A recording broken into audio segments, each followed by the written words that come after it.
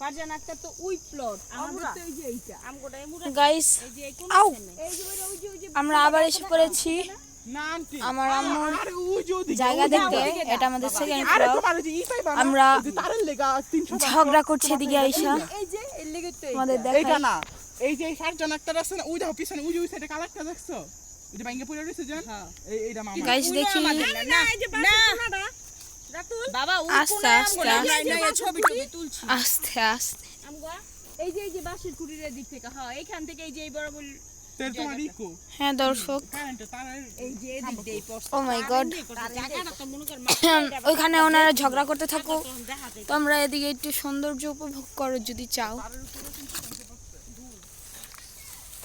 ওই যে আকাশে সূর্য এখন বাজে হচ্ছে 3:56 সরি প্রায় 4টা।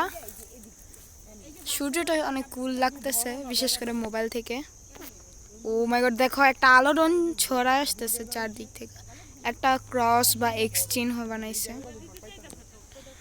হ্যাঁ ও মাই গড গাইস আউ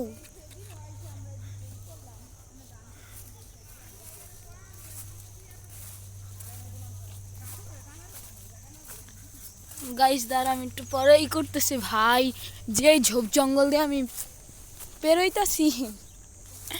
এই আসতে এটার জন্য মোবাইল লক হয়ে যেতে নিছিল। এই যে বন্ধুগণ ও মাই গড ওই যে আমার আমরা ও ভাই দিকদা পড়লে শেষ। দেখো একটু জুম করে দেখা এই যে পানি ডোবা টোবা। ও মাই হোলি ওই যে আমরা যাচ্ছি আমি ও